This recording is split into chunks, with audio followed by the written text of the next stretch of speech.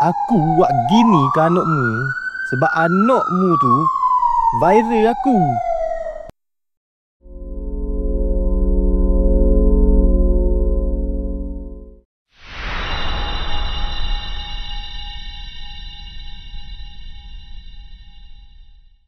Sebelum tu, saya minta je sebaik korang rakyat Malaysia untuk support channel baru saya ini dengan subscribe dan share video ni kepada kawan-kawan korang. Tolong subscribe ya.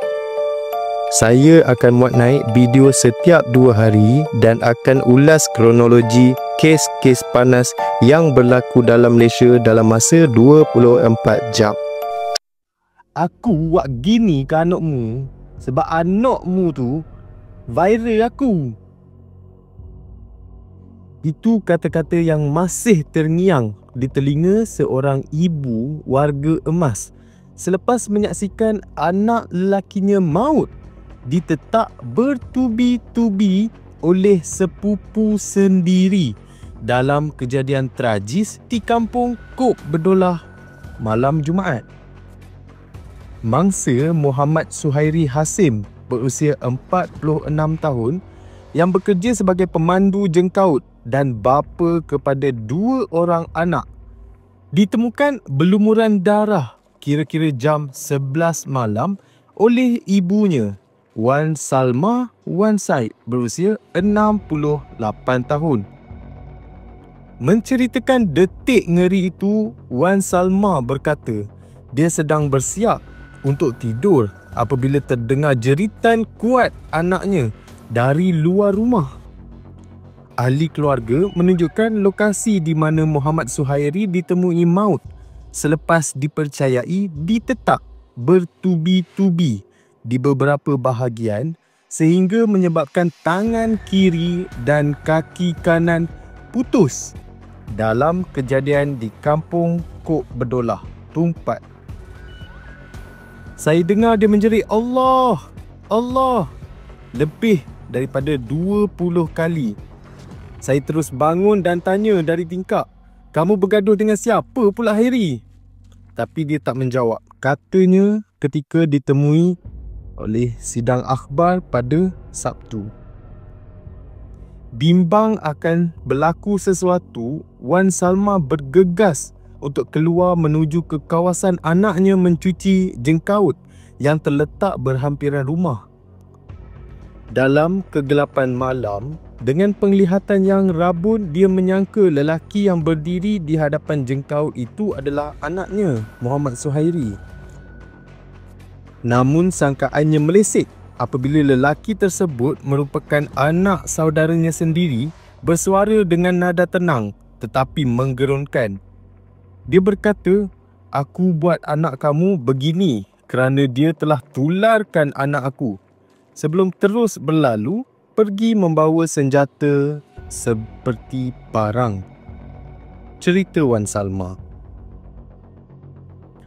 Menurutnya dia hanya mampu kaku melihat anaknya terbujur kaku dalam keadaan mengerikan dengan tangan kiri dan kaki kanan putus. Selain luka parah di pipi, belakang dan bahu.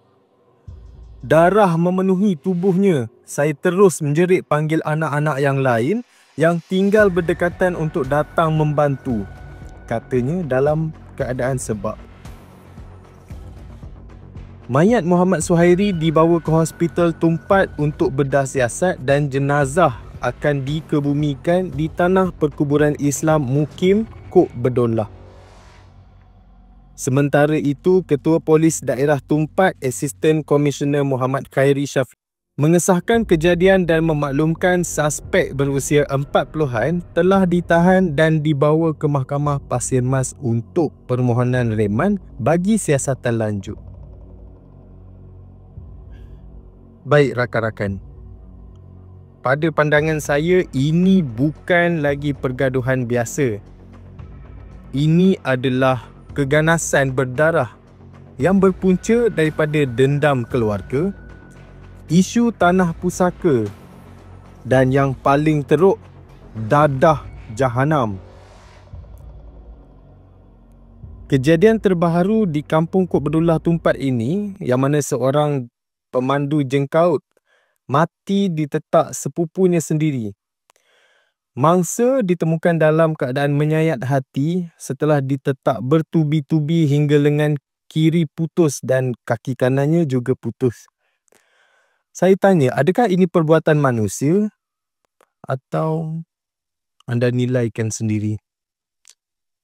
Laporan polis berkata, punca kejadian ini adalah gabungan bom jangka, dendam lama, isu tanah, kemarahan terhadap video viral anak suspek, dan yang paling kritikal, suspek berusia 45 tahun itu telah disahkan positif dadah jenis metamfetamin.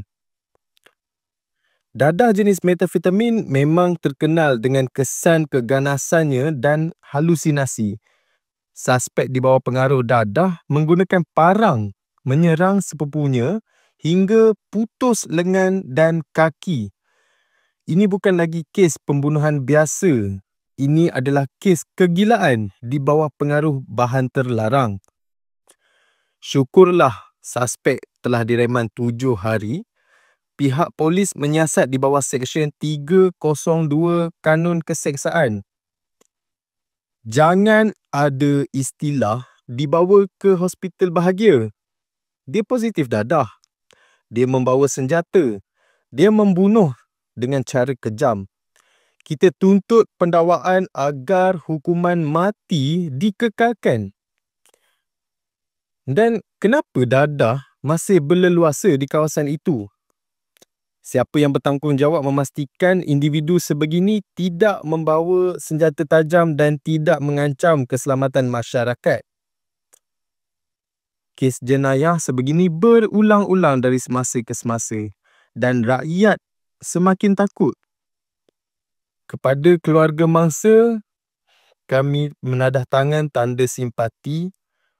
Kami tidak akan biarkan kes ini dilupakan dan sejuk. Untuk korang semua, like video ni, share kepada semua dan komen #hukuman 302.